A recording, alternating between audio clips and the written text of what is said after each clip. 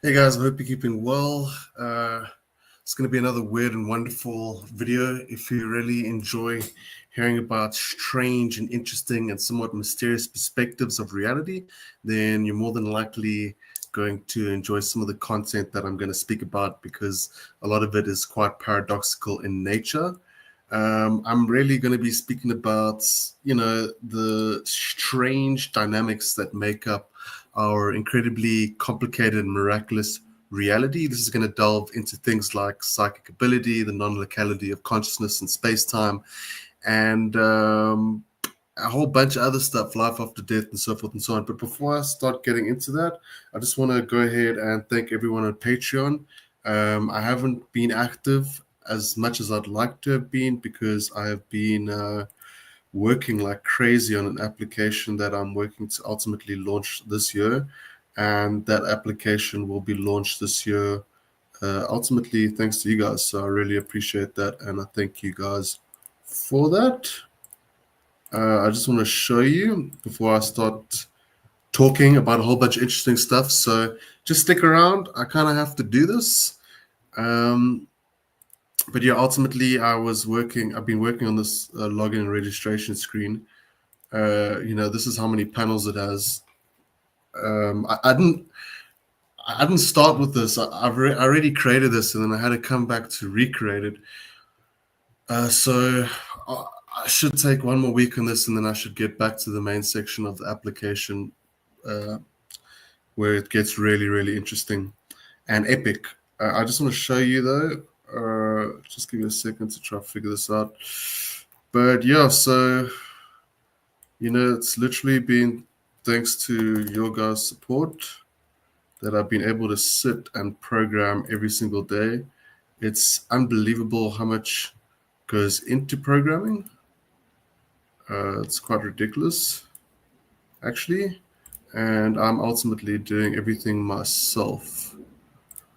That's UI design, GUI design, UX design, front end, back end, database management, 3D modeling, as well as actual sound design. So yeah, let's just give it a little go to give you an idea.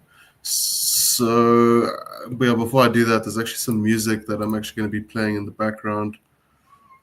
With this, I don't know why I'm showing you guys this. I'm just showing you to show you what I've been working on every single day before I start speaking about some really strange and interesting topics. So I hope you stick around because this conversation is going to get pretty interesting. I just want to ultimately play this music, some music that might be playing in the background of this specific scene. So yeah, This is your brain. So yeah, this is what I've been doing. I'm on schedule to launch this year. I'm very grateful for that. It's just, it's so much hustling involved. There's so many complications. It's unbelievably complicated. And I have this cat making my life even more complicated now. What's going on? Okay. Damn. As you can see, ultra complicated. As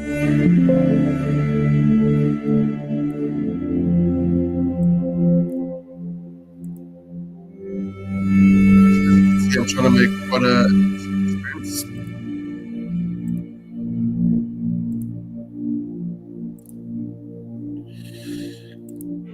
This is as much as I can show you. It's quite a mystery, and it will be quite a mystery what it is that I'm actually working on. But yeah, this is as much as I'm going to show you for now.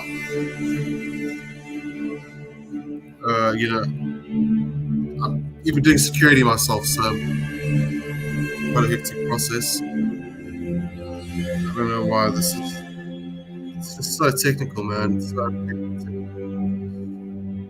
But yeah, it's so much work. So I'm grateful for getting through to another month.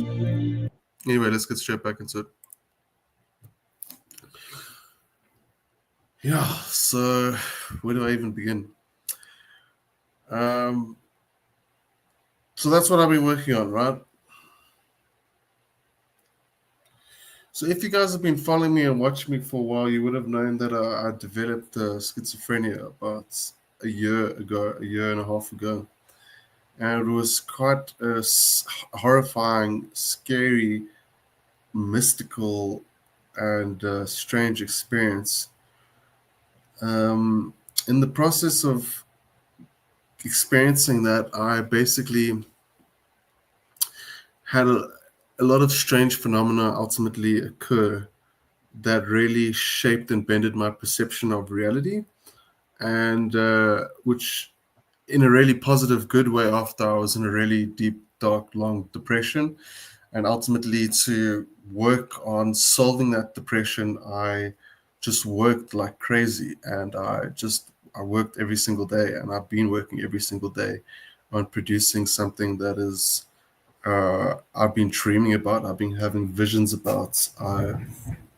You know, it's ultimately a dream project. But, anyways, I've been having it's been curing my depression in a way. Because I cracked basically. My brain ultimately completely and totally cracked. And one of the things I said to myself is that if this is schizophrenia, which I hope it is, this will be one of the best things that ever happened to me.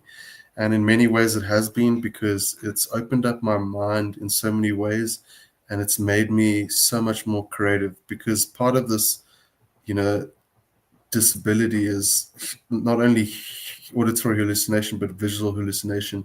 And within these visual hallucinations, I'm seeing unbelievably creative stuff, like sci-fi futuristic dimensional realms sometimes, and sometimes just super duper totally creative stuff. And sometimes I'm actually beginning to see precognitive experiences of what will take place in the future. I'll see something happen in the future through my eyes. It's like I'm seeing through my eyes before I actually see what happens through my eyes a couple days into the future, and this has continually kept on happening. And usually if I close my eyes and meditate, sometimes a vision will form and a very clear image, and that image will be like as though I'm seeing it through my eyes in the future. And then sometimes it'll be somewhat nonsensical and it won't make sense, but it's happened enough times for me to completely, totally validate that precognition is real, precognition does exist. And now I'm beginning to understand that there are most certainly psychics out there that do have the ability to be able to perceive into the future, and I'm actually experiencing how it is that they actually perceive that. And it's very interesting, but I believe it varies for different people and it changes for different people. So it's very interesting to get your own confirming beliefs and understanding that this sort of phenomena is completely, totally possible, because the implications of the reality of it are quite mind-opening and conducive towards helping you make many deductions towards the infrastructure and core components of reality. Because as I explained in my previous live stream, if it is true what I'm saying, which I completely, totally believe it, because it's happening to me. There's no doubt in my mind. It's continually happening to me. So I'm absolutely convinced that, our reality is somehow based upon consciousness. Usually people say, oh, well, it's all consciousness. Consciousness makes up our reality. But if you take a very materialistic, deterministic view towards that idea, it doesn't seem plausible at all. But once you actually start experiencing precognitive experiences, the only way to be able to explain the reality of those phenomenons being able to actually occur is through the vehicle and perspective of consciousness. Because if your consciousness is able to perceive a new space-time position in the future, the link and the bridge between now and then has to be consciousness. So naturally, the deduction you would make is that the core component and infrastructure of reality is built upon the foundation of consciousness. Because if that wasn't the case, then that phenomena would not be able to exist. You would not be able to experience it. You would not be able to consciously perceive forward into the future. The only, as I explained, if you're having a precognitive vision of the future, the bridge to explain the reality of that phenomenon even being able to exist in the first place would have to be consciousness.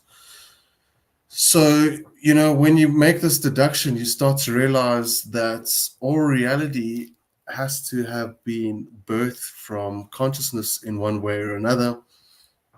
And this unified field of reality is a unified field of consciousness, ultimately.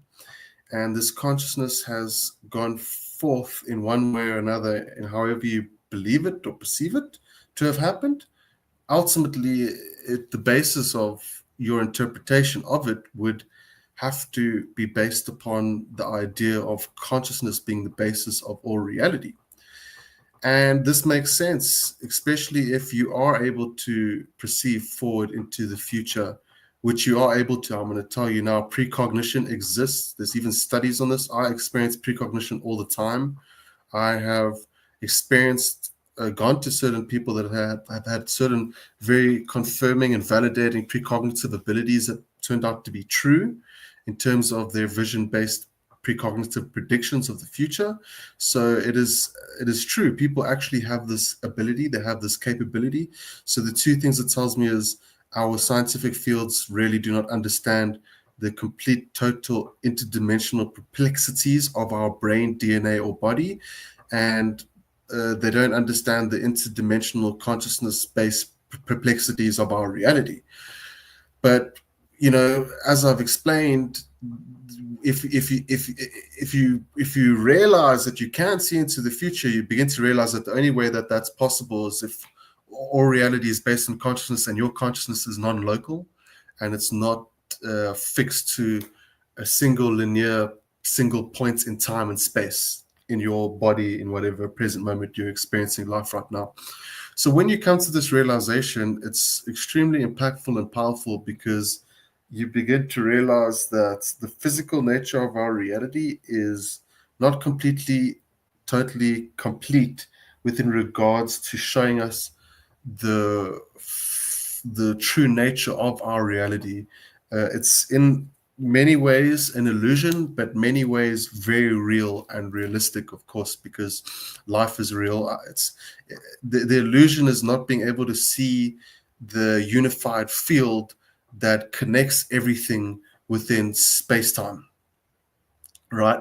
So, every single moment is technically and theoretically and definitely outside of time, simultaneously taking place and ultimately coexisting. So in that way, the past and the present and the future are intimately and intricately interconnected, because we are experiencing things through a 3D physical body that exists within a 3D space-time continuum, but that space-time linear real-time continuum has limitations and exists within a realm of a linear time experience.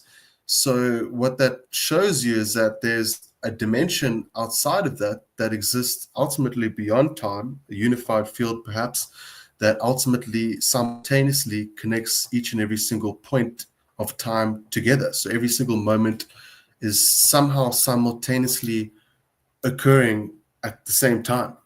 But we experience the traversal of through time from one moment to the next, moving forward. And this is really interesting because it opens a whole nother bag of worms in terms of predetermination, destiny, and intelligent design/divinity. Because when you look at our reality, it's all intelligently designed. It is, although sometimes it doesn't seem so intelligent depending on your perspective of your reality. For instance, our DNA is ultimately programmed to produce more life. It's also programmed to sustain our life. It helps manage our immune systems, our electrical nervous systems, our neurological, neuroelectrical chemical systems, all simultaneously and concurrently in tandem with each other. And this information is ultimately given by sequences within our DNA known as genomes, genomic sequences.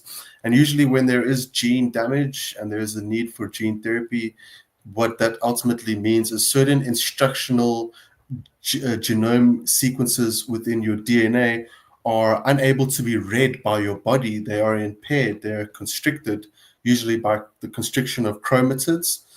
And therefore, the information and the instructions that your DNA, very complex, very rich in information and data, your DNA holds unbelievable amounts, petabytes, beyond terabytes, beyond petabytes, unbelievable amounts of information in something so small that a human eye to this day has not even been able to see DNA. No human has ever seen DNA. We've had to use something called I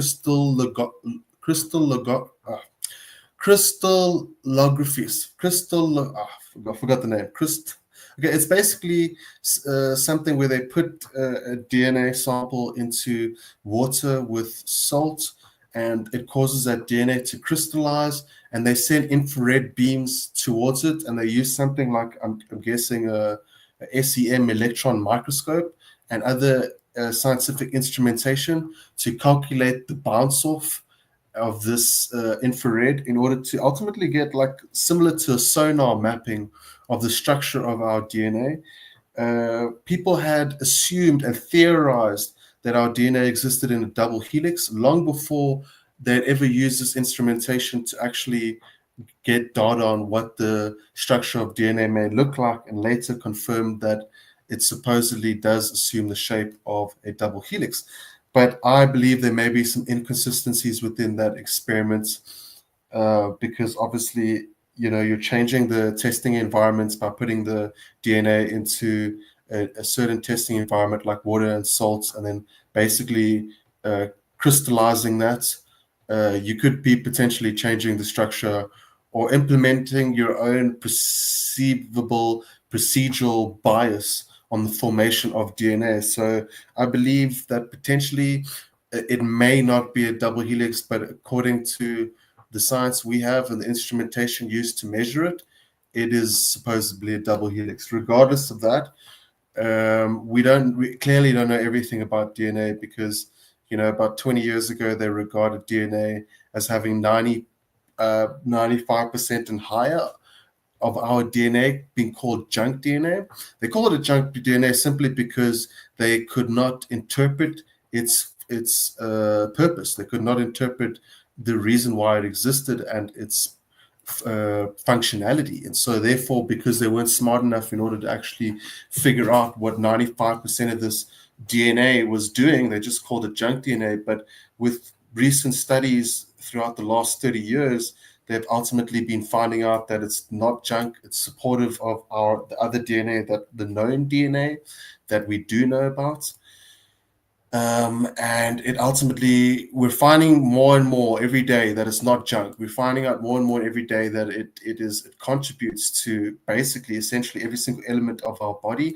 I think it was incredibly stupid of the scientists at that time to just disregard DNA and call it junk just because they were not smart enough and our technology and research had not progressed far enough in order to ultimately realize that what it's for, what it does.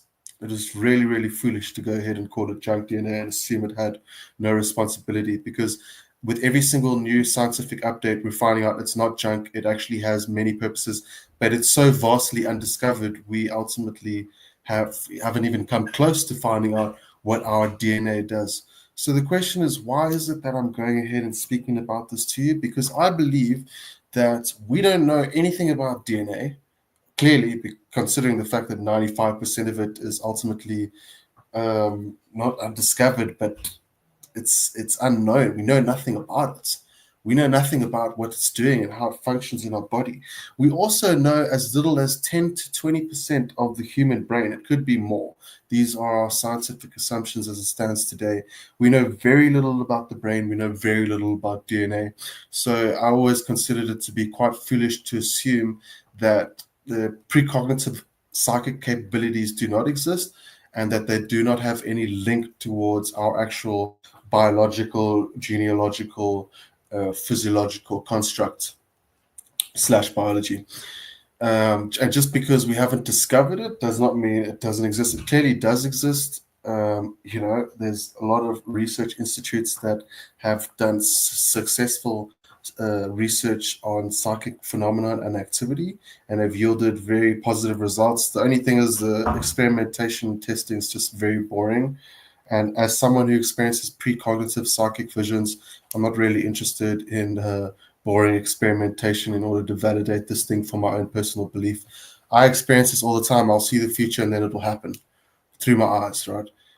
So I'm convinced. I don't really need any more convincing. I'm just ultimately theorizing and making more conclusive deductions based on my own personal interpersonal study. And so ultimately what it is that I have to say is we're not only learning more about a vastly undiscovered brain, we're not only learning more about a vastly undiscovered DNA and unlearned and unknown DNA.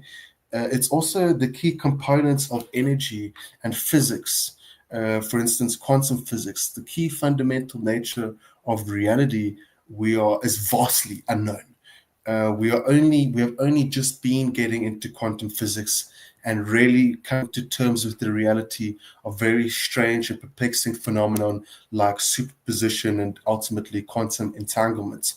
Okay, and we're ultimately finding out more and more and more that what I'm saying. There is a 0-point field towards all reality. People may call that God. I call it God, but there's beyond space and time exists a void beyond space and time. Beyond space and time exists no space and time, right? So that no space and time provides a room for singularity, uh, a void space where every single reality would emerge from, where every single bit of space and time would emerge from. And ultimately, the 0-point field, the unified field, that's ultimately what it is. Beyond this field of reality, which in a physical universe exists in a perceivable unified field, there is a unified field that exists outside of space and time, right? And because that unified field exists beyond space and time within this realm of physics, because physics are limited and I would say vastly undiscovered and vastly unknown, they would have to be, since we cannot actually explain the origin of gravity, as mass and energy don't ultimately completely, totally turn that theory into a factual understanding of the source of gravity. So because we don't understand the source of gravity, physics is incomplete. Physics is vastly undiscovered and vastly unknown, and ultimately humans' effort within, I suppose, understanding more about physics was the creation of quantum physics. And so when you look at things like quantum entanglements and superposition, the only way to explain the reality of those phenomena, which we know now exist, is through the unified field, right? Unified field theory, ultimately. The only way we can explain how a particle here and a particle 30,000 miles away or 9,000 miles away can be quantumly entangled, and if you change the spin of the one here and the spin changes immediately over there, how are these two things connected across a vast distance of time and space? Beyond our conventional understanding of physics, which is ultimately a limited perspective in understanding the subatomic and quantum electromagnetic and frequency interdimensional based nature of reality. Reality is interdimensional. We know this now factually. There are multiple dimensions within regards to reality, and one of those dimensions we could consider to be the all-pervasive unified field. Okay, Jesse, have you seen the recent discovery of what's under the Great Pyramid? Yes, I actually have, and we'll get into that. I don't know much about that. I'm waiting to hear more about it before I comment further on it. But when I did hear about that, my mind was kind of blown away. And I was like, what the fuck? I mean, we don't even know how these pyramids were built in the first place, number one. Number two, I believe in France, they tried to build a pyramid a fourth of the scale of the pyramid of Giza, and they failed. But that's with modern technology and equipment. They failed.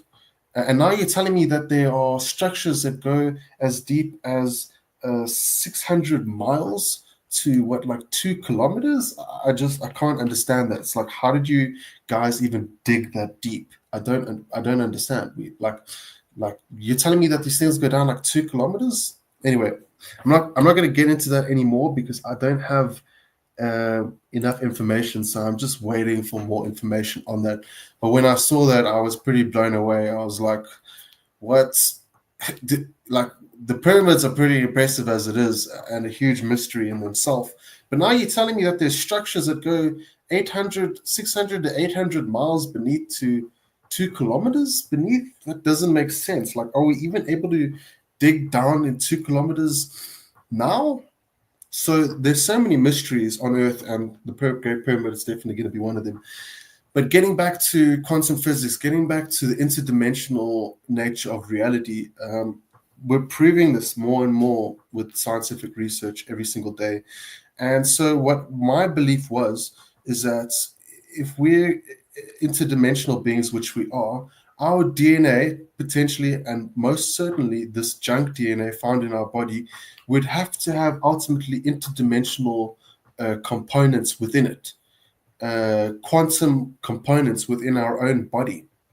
So when I have a precognitive vision of being able to see something in the future, I ultimately call it quantum tunneling, because it's like you're quantumly tunneling to a light-based configuration in the future. Because like when you see something through your eyes, you're seeing a light-based configuration, which is a moment in reality. And I call it a light-based configuration because I believe reality is ultimately comprised of light / photons and ions. And everything's a frequency. We know this, and we're understanding this within regards to science. Our consciousness is frequency and energy based. Our mind is frequency and energy based. Our memories, everything is frequency and energy. Every single periodic element on the periodic table has its own frequency and energy attributed and attached to it. The rate at which it resonates and vibrates, and the frequency of energy in hertz measured emanating off of it, as well as its rate of radioactive isotope fall off, which ultimately is not a perfect science, but it's a science that modern scientists use to calculate the decay of carbon, the rate at which an object or element loses its carbon. Okay, so that's the rate of decay and the rate of entropy. Okay, so as I was saying, reality is really weird. You look at the design of reality and you see something like the Fibonacci sequence. This is a sequence, the numerical sequence found in absolutely everything, including our DNA sequences, including cellular division, including our structure. Because if you get a sequence found in a gene expression, our DNA and our cellular division, that sequence is going to show in reality. Like if you look at this finger here, this finger is the Fibonacci sequence. Excuse my nail, I haven't cut it.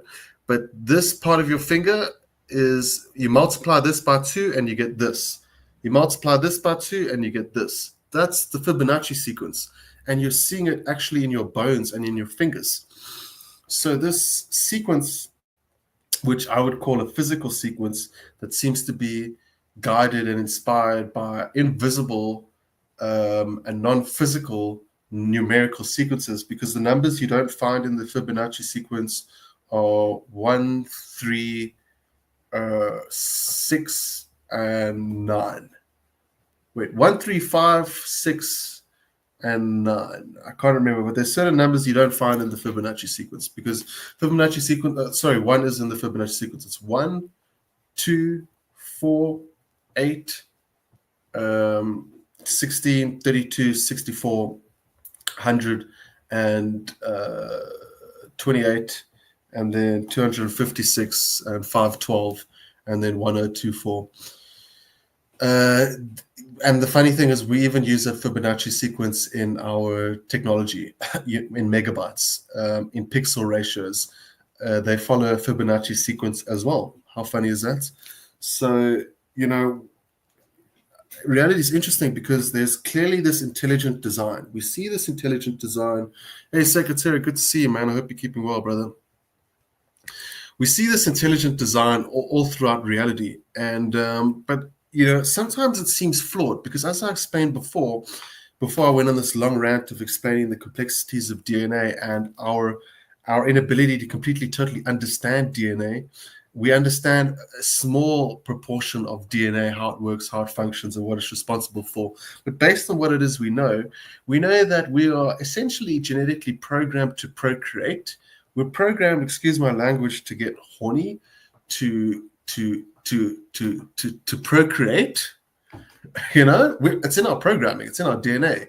We're programmed to multiply. We're programmed to create life. We're programmed to generate life. So not only is the DNA in our body programmed to keep us alive, keep us healthy, run our immune system, run our electrical nervous system, within regards to our neurological properties and so forth and so on.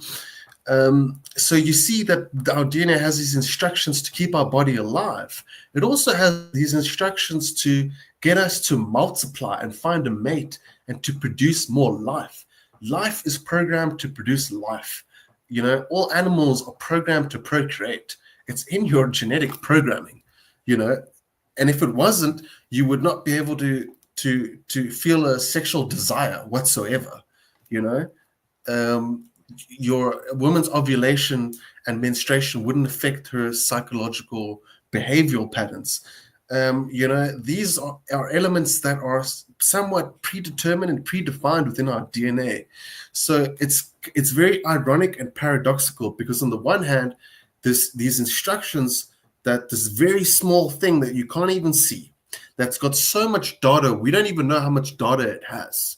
Well, first of all, the human eye can't see it. It's so damn bloody small. You cannot see a DNA. You cannot even see it under an electron microscope. And this really small element within our body is supposed to hold unknown, vast amounts of data. Okay? I say unknown because we only know based on the known DNA, not the 95% of DNA we don't know anything about. But the known DNA carries something like a couple of petabytes. I'm just going to actually have a little look at this.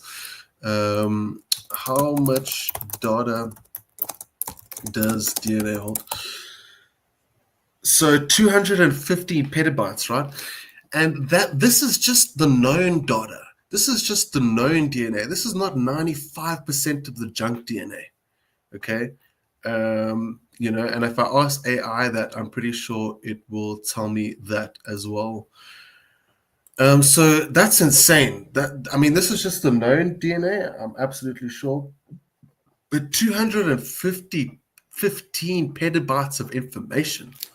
Holy sh! And it's probably way more than that. It's probably way more than, because this cannot be a conclusive deduction. As I've explained, we know nothing about DNA compared to how much of DNA we know nothing about. We know nothing about it. We know enough. We know a lot about it, but when you compare it to how much DNA there is and how much of that DNA we know nothing about, we know nothing, right?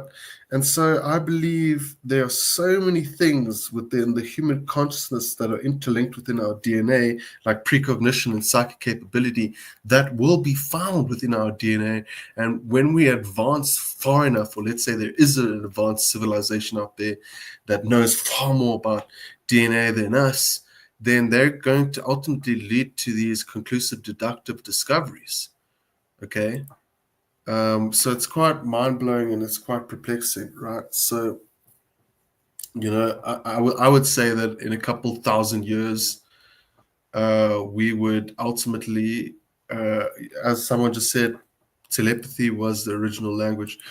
Yeah, I believe telepathy is real. I believe telepathy exists in some way, shape, or form or another. I believe our brain has protection mechanisms in place to ensure that we're not constantly telepathically connected to each other, because if we were, we'd go insane. If everyone could simultaneously hear everyone's thoughts, we would all lose our fucking minds.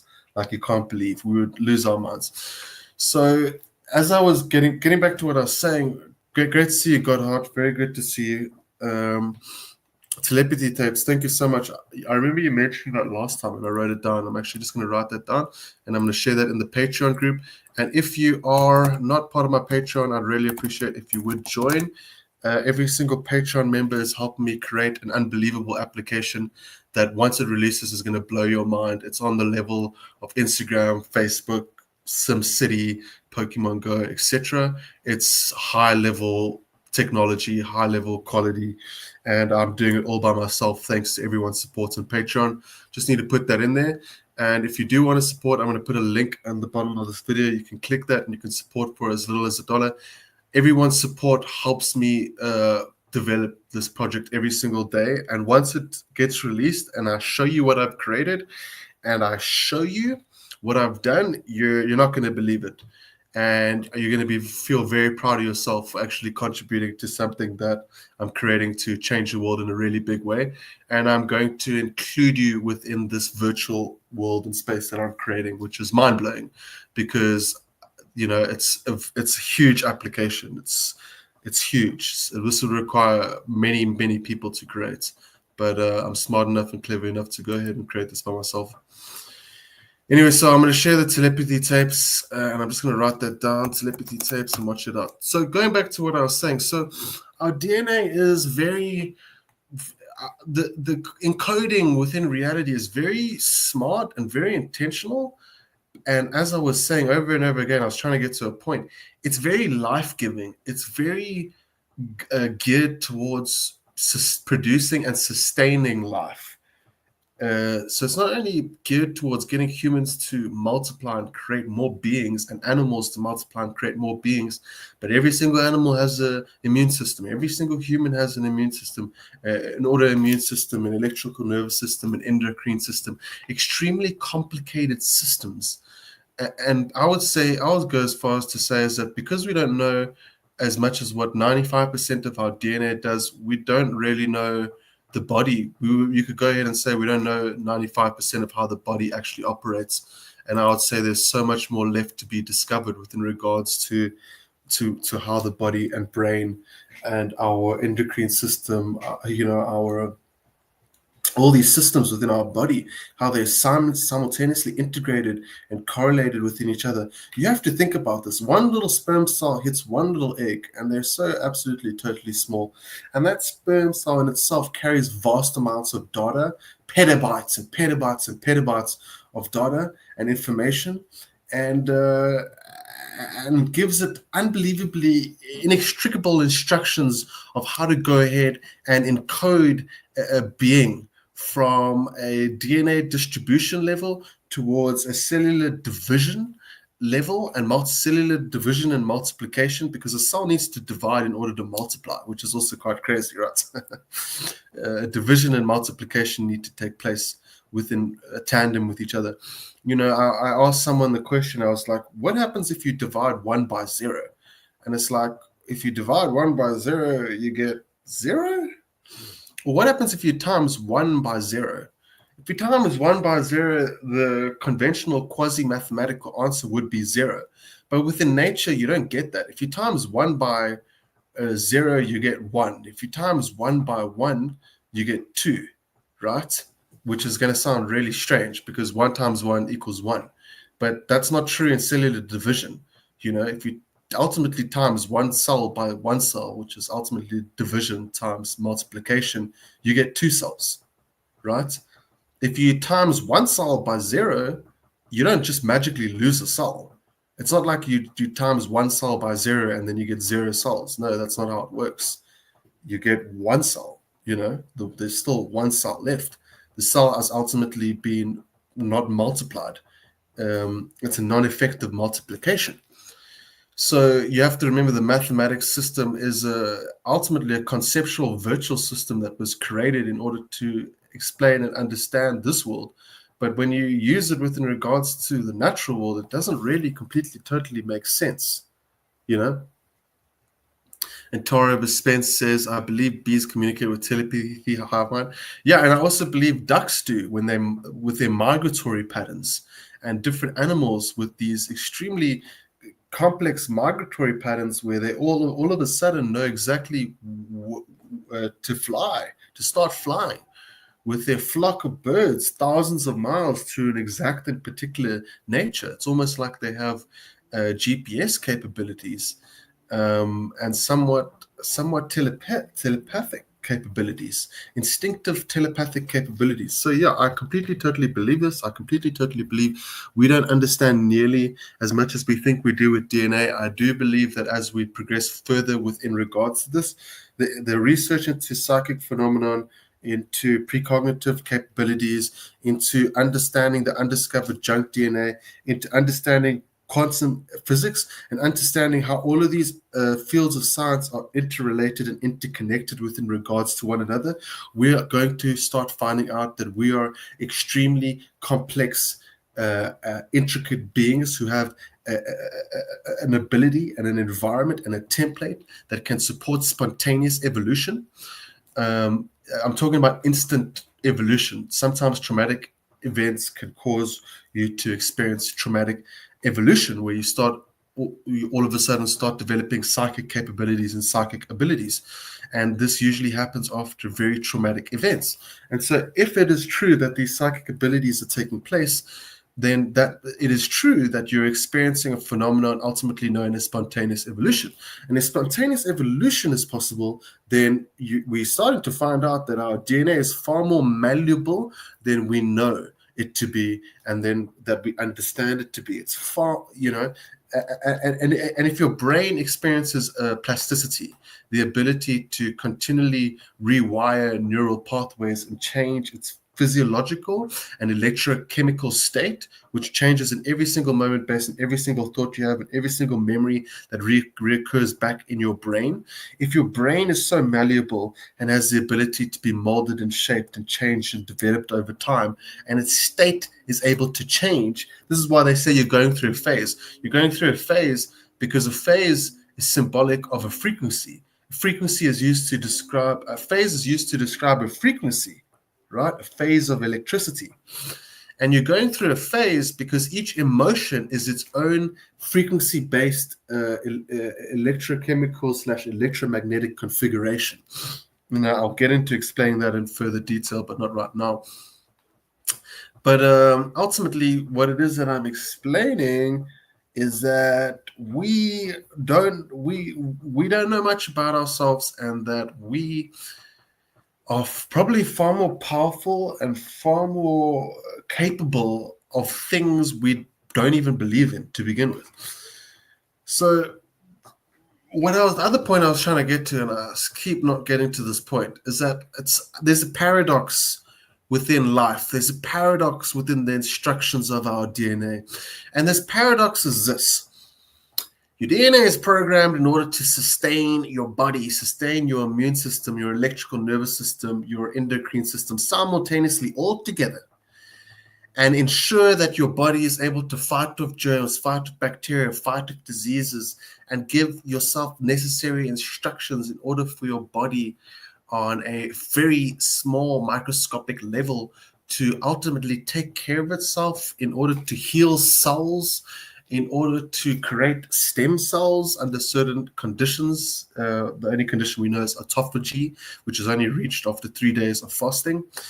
But even that is very interesting, and it's an example of how ingenious our body is, and how it has so many petabytes of data in instructions to tell our body on an extremely intricate and quantum level of how to look after itself and how to keep it healthy, and even to keep our sperm healthy, our eggs healthy, and in order to regulate our emotions, our hormones, in order to guide us towards procreating, in order to create more life. But this is the paradox, though. The paradox is this. Although the instructions exist there to give you more life and to sustain your life and to help you multiply life, unfortunately, your DNA also has instructions of entropy, cellular breakdown as you get older, aging processes.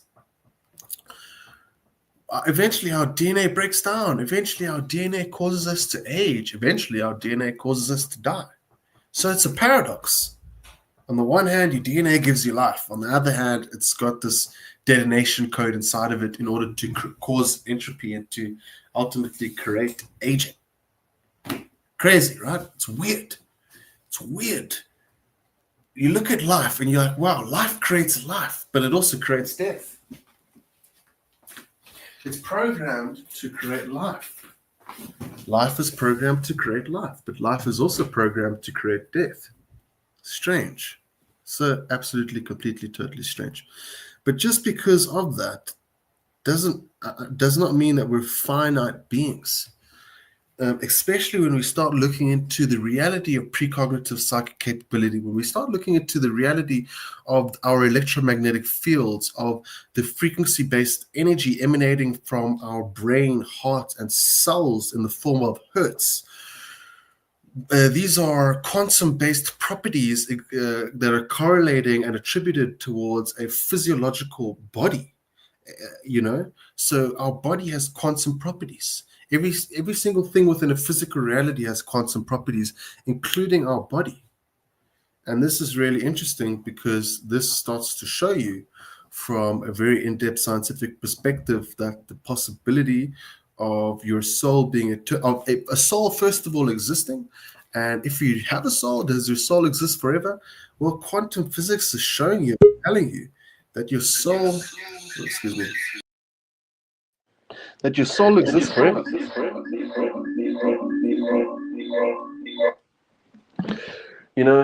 As I say, and as I said before, eternity is not just a concept. Eternity is a reality. It's impossible for eternity to not exist. And the reason for that is because reality is infinite and perpetual. Reality will always continue to exist. And because of that, eternity is no longer just a concept, it's a reality. So it's not just a thought, it's not just a concept, it's not just an idea, it's an actual reality.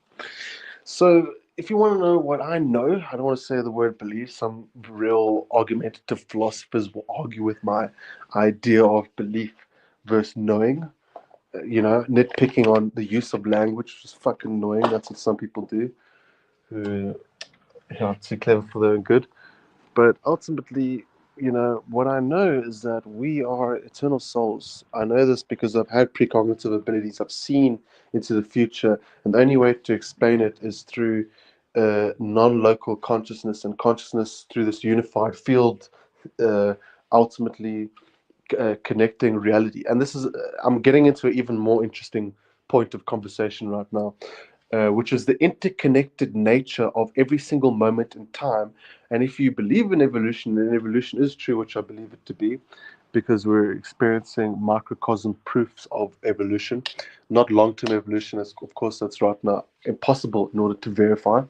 But let's say it is true. Okay, we do see that the DNA instructs cellular division, cellular multiplication, and cellular configuration and construction, right? Of how to actually take these cells and start clumping them together and placing them in an extremely complex and intricate way to form up a human body.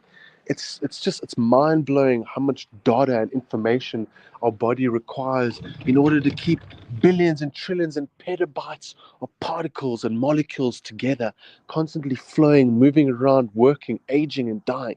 It's crazy. Not only do we age and die, but the particles and molecules within our body age and die in our process of us living before we die. It's crazy. It's a bit mind blowing. But basically, the point that I'm getting to, right, based on my own personal research and the scientific analysis and deductions, is that ultimately we are quantum beings. Reality is, consciousness is non-local, and consciousness forms the basis of reality. And from a very basic explanation, I would say that consciousness is required in order to experience reality. It's the Schrodinger's cat, right?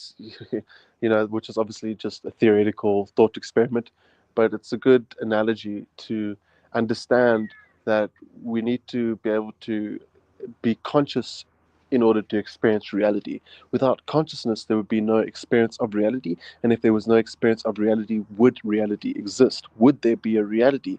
Would we even know there was a reality if no one is there to consciously experience it? So this is a huge conversation because it goes into so many fields. Like we're talking the potentiality, parallel realities, which I'm not going to get into, but I have my own theories within regards to that. And what I was discussing in my last video was infinite variability, and how every single point in space-time is an intersection of x or zero, unified field, which is why this video is called the unity paradox, because we're all unified in ways we don't even understand. We're all intimately unified through this unified field of God slash consciousness that exists beyond space-time. We're all unified by it, and I believe this infinite void of space-time was birthed by it, created by God, created by this zero-point field, right?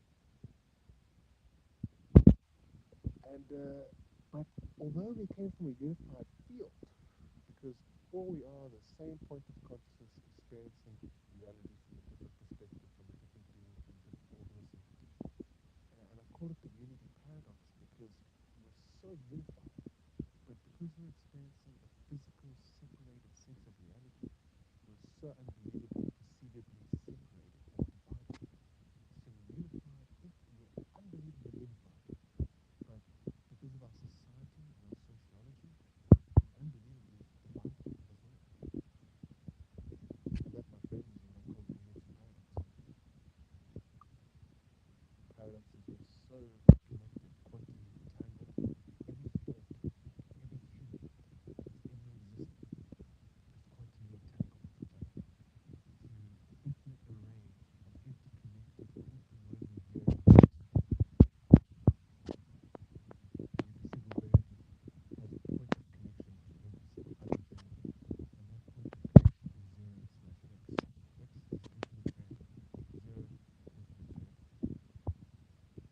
But every variable is not infinite in terms of variables. So the illusion is that 1, 2, 3, 4, 5, 6 is infinite, but they're all actually 0 at a different point in the space.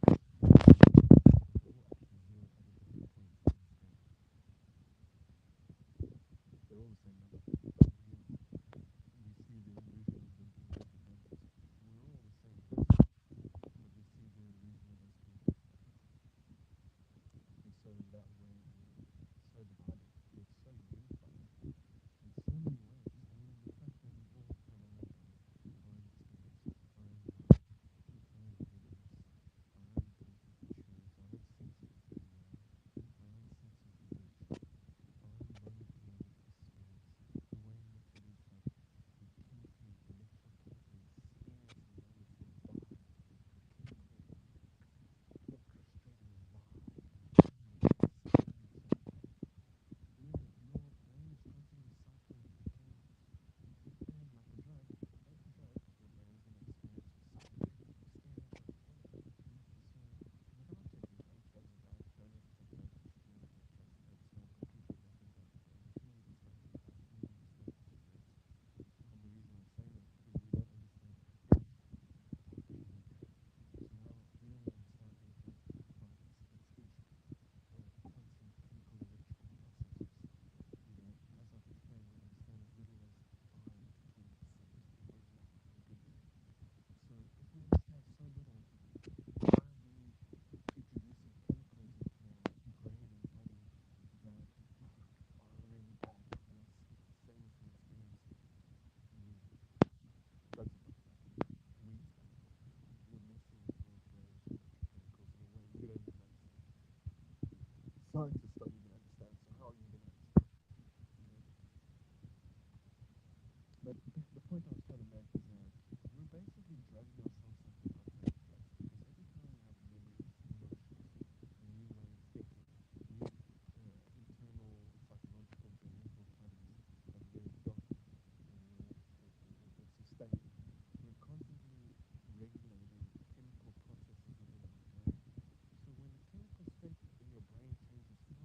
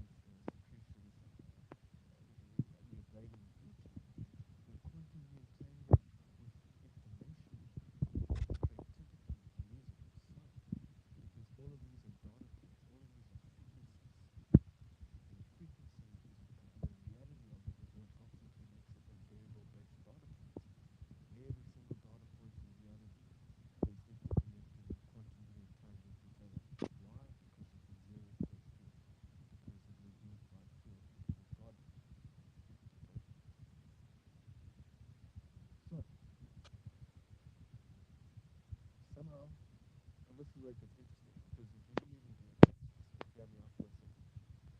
It technically means that if DNA was evolving millions of years ago, its evolutionary base was such that millions of years ago would have not only been exposed to physical realities, physical environment determining its adaptability and evolution, but it's also exposed to a non-physical variable realm in the unified field that connects all space and time, the alpha and the omega. And so essentially DNA evolving in the past would have had somehow intelligent access to information of the future simultaneously. And this is where it gets crazy, okay? It gets a little bit crazy, this concept. This self-created theory understands that ultimately DNA, like us, we're connected to a spiritual realm. We're connected to a non-physical frequency-based quantum realm, okay? Which exists beyond the limitations and parameters of physics and the physical realm, and therefore has access to information beyond the limitation and parameters of the physical realm, and therefore has access to see the future and the past simultaneously. Could this possibly be why our body and our DNA is so intelligently designed? So intelligently designed. Maybe the entropy that we experience is part of this intelligent design, because who wants to be trapped in a physical body, dying, forever, maybe we're like butterflies, okay, while we're here in this human body, we're the worm, and then and this human body is the cocoon, okay, and when we die, we metamorphosize into this quantum consciousness and butterfly. Our consciousness expands into a new realm and domain of dimensionality. I believe this completely and totally. I didn't at a certain point until I lifted all this information I'm telling you in my own mind, and started having precognitive experiences and started making very conclusive deductions of the fact that my consciousness and our consciousness is ultimately non-local and not dependent upon the body. And some people may say, well, what happens when a neurological disease like Alzheimer's or whatever takes place? Yeah, that does take place, but so do things like terminal lucidity. Terminal lucidity is something that Alzheimer's patients will experience, usually in reported in hospices, where all of a sudden they experience being completely, totally lucid. All of their memories come back. They're completely conscious, and nobody can explain why or how that happens. But it's a medical fact, a medical phenomenon that takes place. It's called terminal lucidity. All of a sudden, the Alzheimer's disappears, it goes away, and it usually happens before they're about to die. Okay, so it's like, yeah, your brain or your body may have certain limitations and restrictions and disfigurements and poor function that may prevent your consciousness from taking place. But what happens when your consciousness broods upon it? Okay, because most of the time people would assume that consciousness is dependent upon the brain, consciousness is dependent upon the body. But as I've explained to you, if I'm able to have a precognitive experience and experience consciousness in the future by seeing the future, right, then ultimately that proves and shows that your consciousness is not totally fixed to any single moment in time. And that would rationally and reasonably make sense, because we experience life in a very limited way, in the way in which we linearly move through time as each second passes, right? And we're not looking at the complete and total picture if we're only looking at reality through the lens of linear time. We have to look in a realm beyond time, okay? And when you do happen to do that, you begin to be able to see that your interpretation of your consciousness is not just based on the physiological state of your body right now. And therefore, we start to begin to see that consciousness deducively extends beyond the limitations of your physical body. So, what is it that I'm saying? I'm saying your consciousness does not depend on your body. I know this because of my own experiences. I know this because of stories of blind people having near-death experiences and leaving their body, and all of a sudden, for the first time in their life, being able to see everything as clear as day. while leaving their body, and reporting what they've been said, and later confirming and validating that what they said was actually what was happening while they had experienced that experience. And you ask yourself the question, how on earth is that possible if consciousness is totally, completely dependent upon the brain and dependent upon the body? Okay. I think in the next video, I'm going to go further into the implications of the quantumly entangled nature of reality, thought, consciousness, creativity, imagination. It's all quantumly entangled. Somehow I believe that when someone exercises their imagination, they may be exercising their ability to perceive into the future. Maybe not completely, totally accurately, but a lot of the times it's quite spot on. So there's so many implications of what I'm saying. There's so many doorways of conversations, interpretation, and analysis that are opened when you start to consider things from this viewpoint, lens, and perspective. And I think it's quite amazing. I think it's quite confirming. It's quite relaxing. And it opens up a lot of doorways of belief once you start realizing, wow, there's a quantum unified field. We're all connected to it. Our thoughts are not necessarily contained within the physical confines of our body. Like, for instance, people that dream the future, or people that get a feeling that something bad's happening to a loved one and later end up finding out that's true. Why? How is it possible? Well, because there's a realm that exists beyond the limitations of physics, a realm that exists beyond the limitations of this physical realm. Okay, so look at the chat section. See what's happening.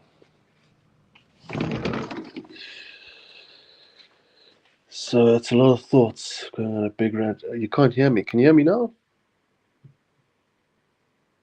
That's weird. You sure you can't hear me?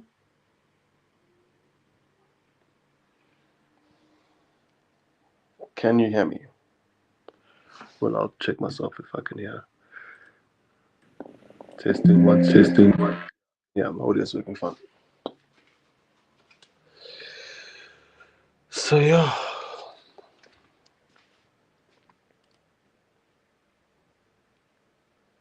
Okay, excellent. So yeah, it's a lot of information. It's a lot of things to consider. But to simplify it, the more you start looking at this information, the more you start realizing that we are these perplexing, wonderful, interdimensional beings in a perplexing, wonderful, and interdimensional reality. And, I think our dreams are highly indicative of, how much is left to be discovered within regards to what it is that can be experienced within reality. Because our dreams are always very abstract. They usually give us experiences beyond the realm of physics. They usually sometimes give us experiences that connect the present towards the future. They usually show us immense amounts of our own imaginative consciousness capability, because we have these extremely creative dreams that show devices and technologies and situations that we would never even dream of or think of while being awake. And so I think on one hand, our dreams are indicative of the formless nature of reality. Unfortunately enough, it does have form. But I'm a firm believer that, this is one chapter of the journey. It's one leg of the journey. Your life here on earth is one leg of the journey. It's the first leg of the journey before that butterfly gets wings. And when you get wings, you fly off into the afterlife, my friends. And you fly off into eternity, the reality and knowing and truth and understanding that eternity most certainly does exist. Now, how does this information affect ideas of God and affect ideas of praying and manifestation?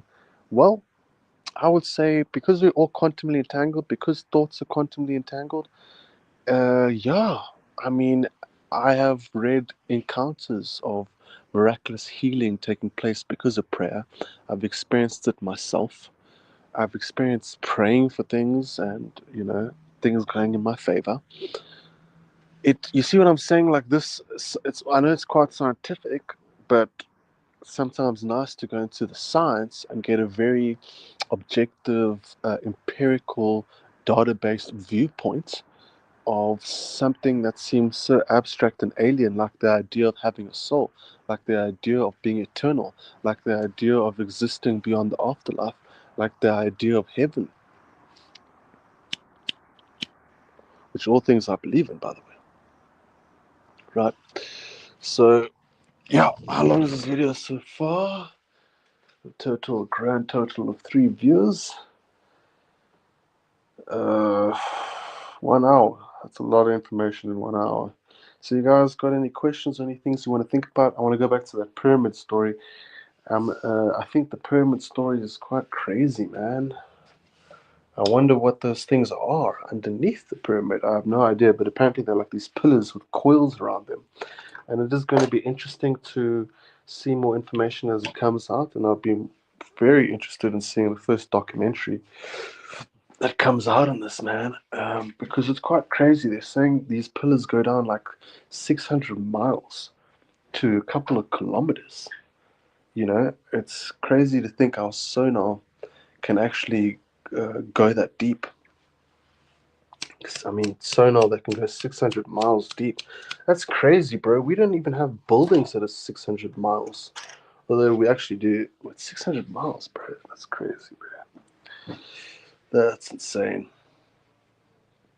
Godin says, free energy device. It's essentially ground rods. Yeah, I can believe that, man. I mean, you know, people used to say that, and I was like, oh, it's a bit strange. Do we have the confirming, validating evidence that that's true? But you start looking at those structures, and you start seeing that they have coils, and the first thing that comes to mind is energy.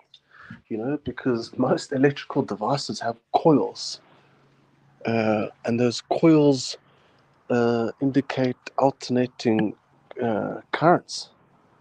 You know, which is electricity. I would like to spend more time learning about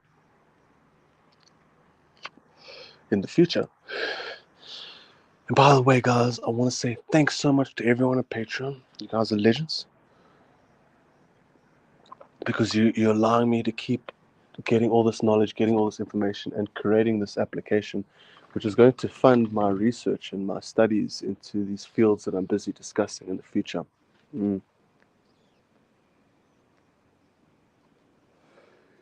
Yeah, you know, when I had schizophrenia, one of the things this voice said to me was, God is the most evil person you've ever met in your life. Now imagine there's a voice outside of you with its own accent, its own voice, its own personality, and it's busy telling you stuff you've never even thought of and just are jarring, you know, that stop you, and you're like, what? And I was really scared when I heard that. I was like, that's not true, that's ridiculous. I sort of believed it. And then eventually the voice later on started discussing, well, like everyone is like God in a way. So like the most kind person you could have ever met. God is the most kind person you've ever met and the most evil person you've ever met. I'm not telling you to believe what I'm saying, but I think it's interesting when you consider the unified field theory and God existing throughout all of us. It's just interesting, you know.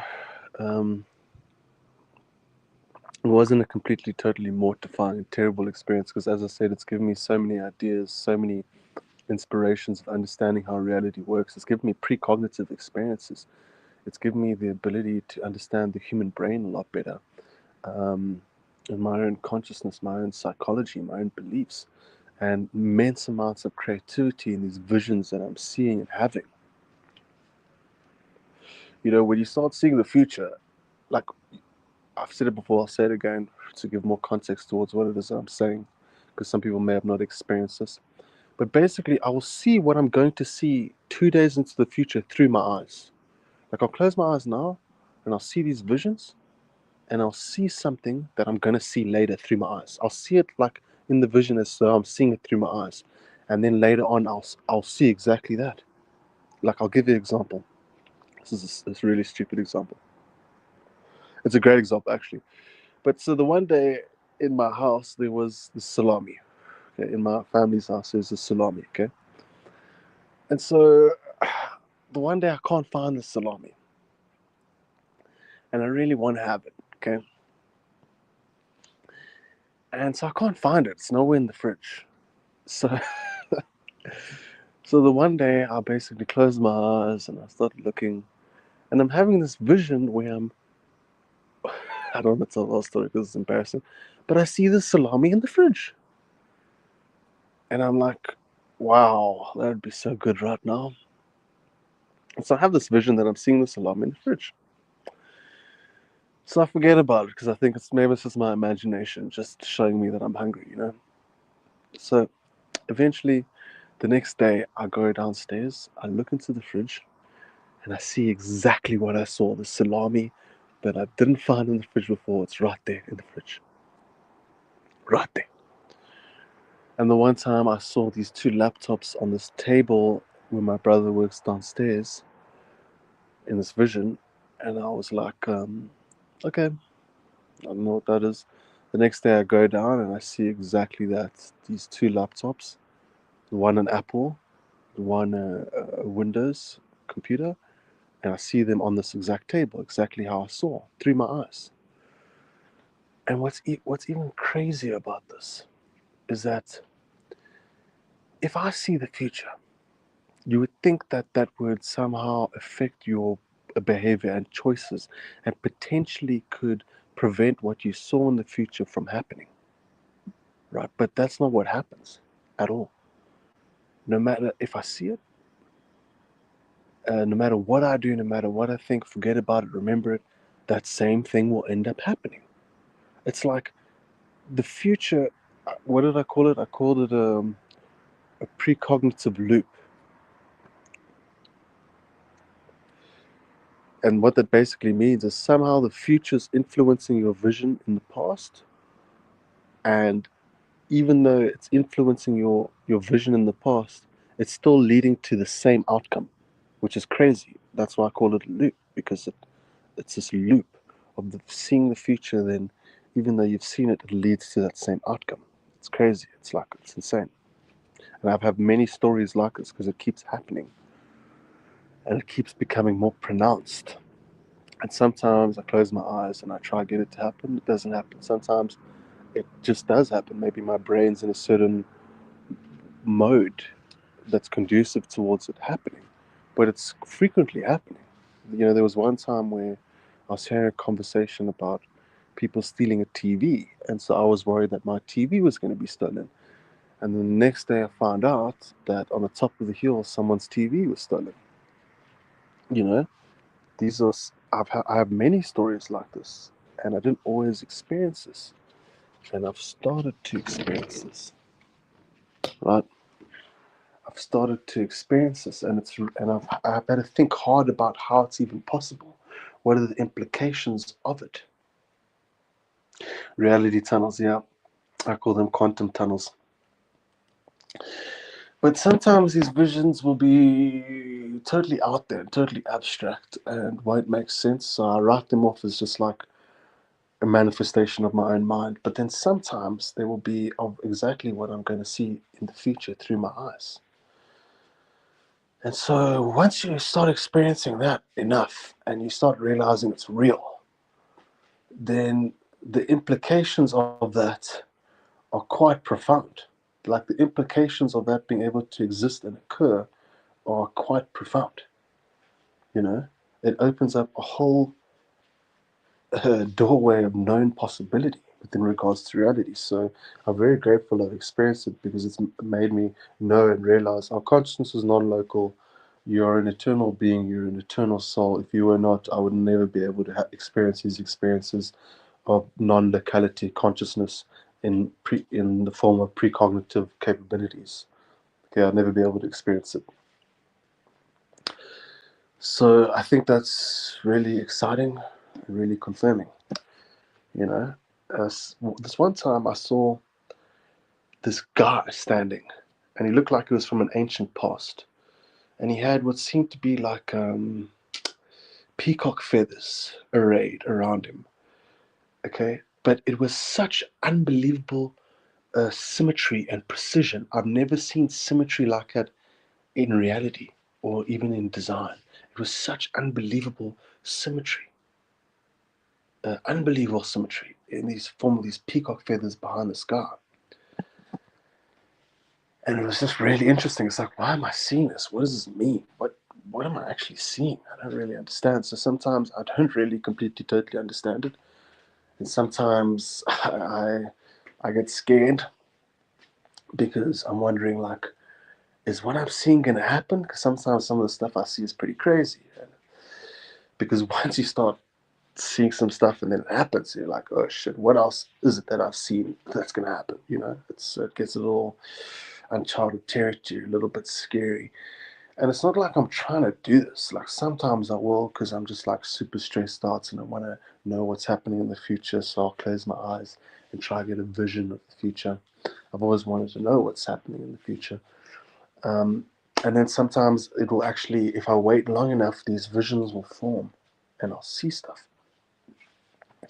And so I also wonder if there's a possibility that I've been remote viewing. Because sometimes I see stuff that doesn't seem like it's here or I'm going to see it. So I'm like wondering, is my consciousness seeing something somewhere else? Am I unintentionally remote viewing?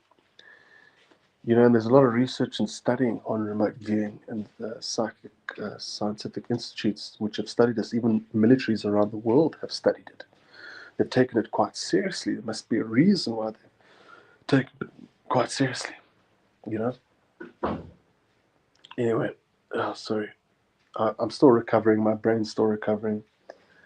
Um, I've been through a lot of mental, psychological trauma, and my brain needs time to recover. I go through spouts of intellectual memory-based capability. Sometimes I feel like I have no intelligence. I can't remember anything, and then all of a sudden it's like I just switch on, and it's like boom, I'm able to articulate my thoughts, articulate my understandings and perspectives. So I've been trying to take better care of my brain, but it's all linked to stress, I find, because if I'm completely, totally under stress or go through trauma, then these auditory hallucinations and visual hallucinations will become far more pronounced. So I have to, manage my stress. Stress can break your brain. Stress and anxiety can ultimately break your brain. I'm going to be very honest with you. Stress and anxiety can break your brain. Someone says perhaps schizophrenia was a byproduct, was a side effect of you becoming online. Yeah, I think so. Do you mean online, like psychically? I think both. I think uh, I was under so much stress and pressure, and I was quite a conspiracy head. So I believed in a lot of extremely morbid, horrifying conspiracies. And I felt it was like affecting me or targeting me or my responsibility to solve. And being the person that I am, I became hyper fixated on these things. And I was also smoking weed at the time, and weed is directly linked to schizophrenia, which I've stopped now for a while. So I'm really looking forward to how much my brain is able to heal itself as I no longer smoke weed. I think weed's really bad. I think it's sold as something that is good. But as I explained earlier, we really don't understand much about the brain, much about DNA. And we do know that it's heavily linked towards schizophrenia and psychosis. And I would definitely not recommend it. It's really as simple as that. I would just not recommend it to absolutely anyone. I feel like Hollywood overhyped it and oversold it without completely, totally understanding the implications of it. And so I'm looking forward to my brain healing over the prescribed 3-year period that needs to take place, because this whole experience really affected my mind, my psychology. I went into a pretty deep, dark depression. And my only outlet in order to work through that depression was to work, to code, to program, to 3D model, and to work on creating my future through this technology I've been creating. And it's worked pretty well. And I've managed to get myself out of some pretty dark places. So my only advice would be optimistic about your future, be positive about your future, and take steps necessary in order to create your future, Because if it's your future, that's the fear-based prospect of your future that's causing your anxiety, paranoia, and depression, then it's kind of obvious that maybe you need to invest in your future, invest in yourself. I don't invest in crypto. I don't invest in stocks. I invest in myself. And how do I know if investing in myself is profitable? Is that if it actually is able to translate into changing my life, into creating a product, into creating a technology, into empowering myself, empowering my life. Intelligence is great, and intelligence can be used to create. But if you're just sitting on intelligence and you're not creating anything, you're not expressing it and manifesting it into anything, then it really becomes quite redundant and quite useless. So you really want to be able to take all your knowledge, all your wisdom, and have an outlet for it, and be able to pour it into something and create something. Whether it's art, whether it's whatever, whether it's a story, whether it's a narrative, whether it's a technology, it's good to learn. But as long as your learning can lead towards your creating. Because if you're just learning for the sake of learning, I mean, too much information, too much knowledge, too much knowing, too little ignorance can lead to very depressive perspectives. You know, you know, that's why most people who get schizophrenia are intelligent, but you can be too intelligent for your own good. It can cause your own peril and destruction, your own depression. Knowing too much and not knowing what to do with the stuff you know can lead towards a depression.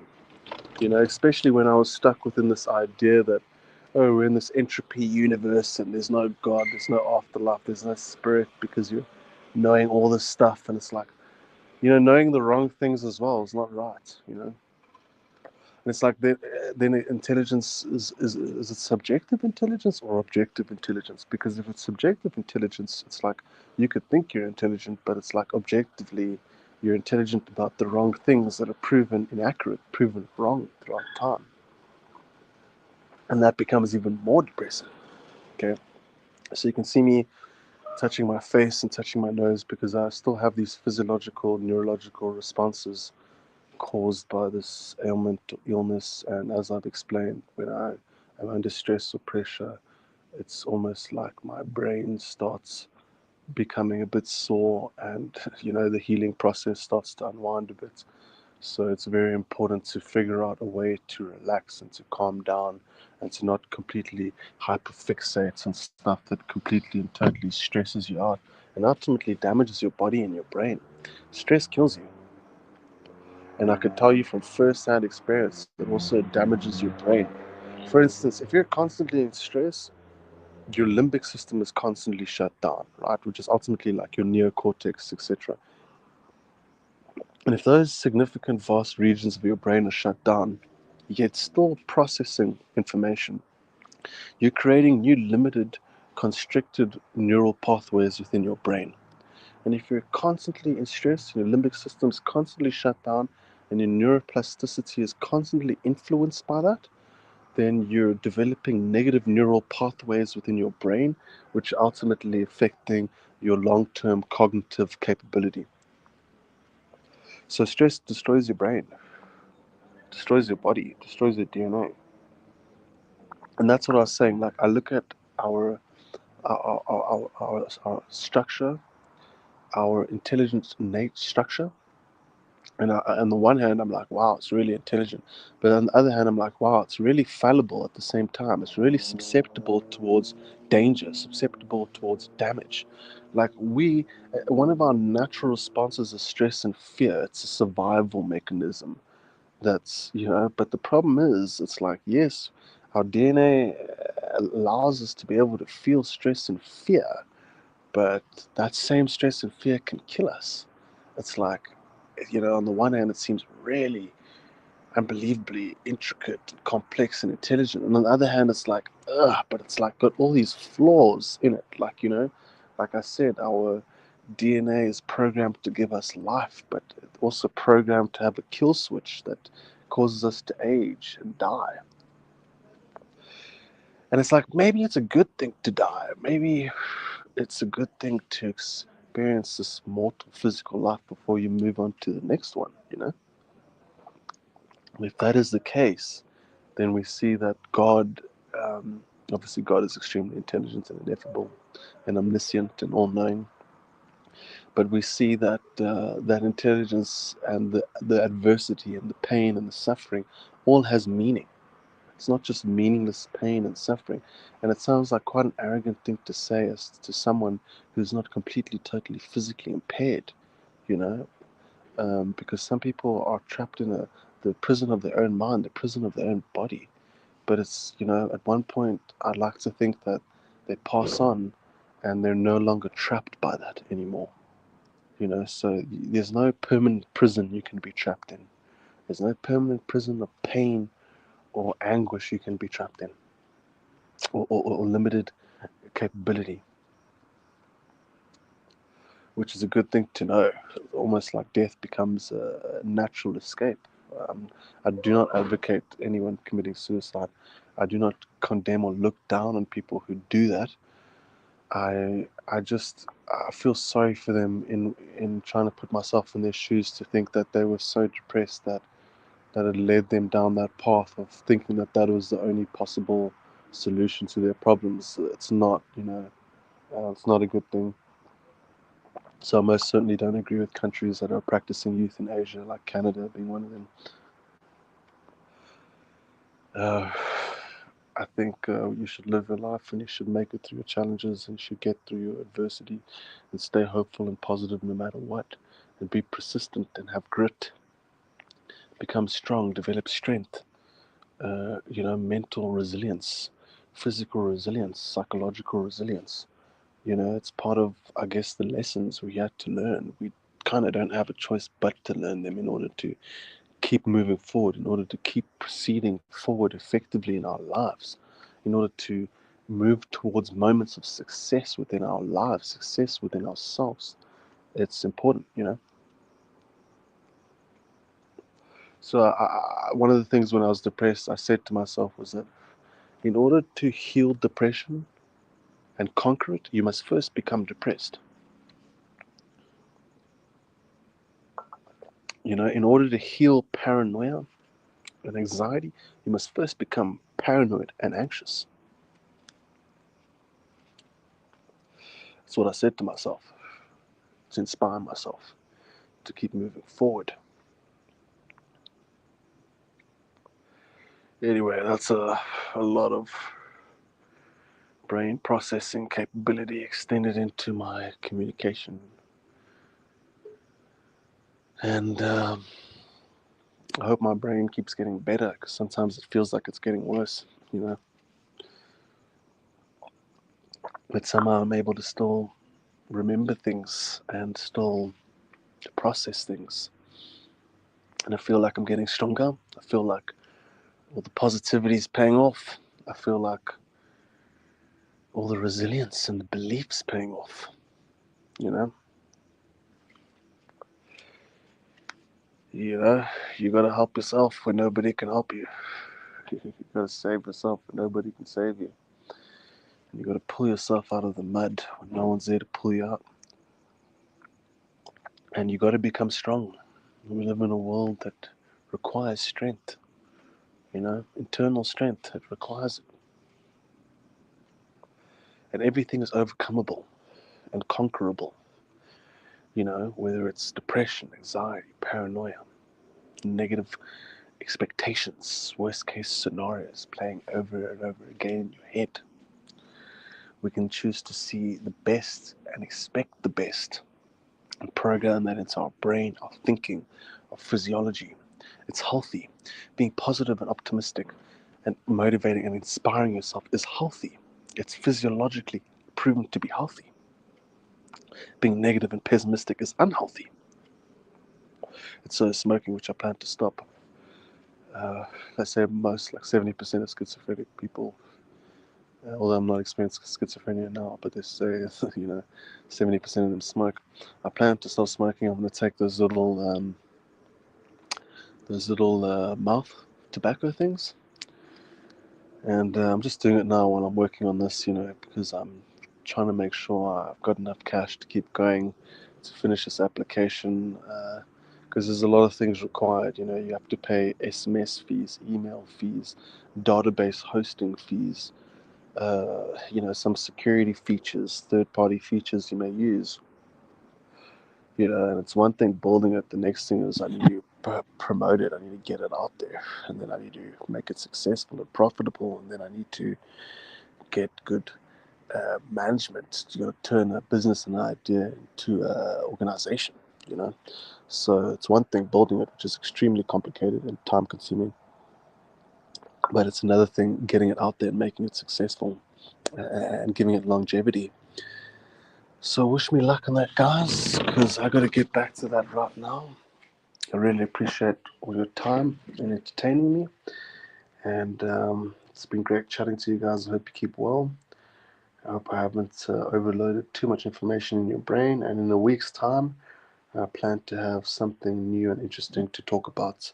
So thank you everyone for your support. I really do appreciate it, and I'll see you guys soon. Keep well.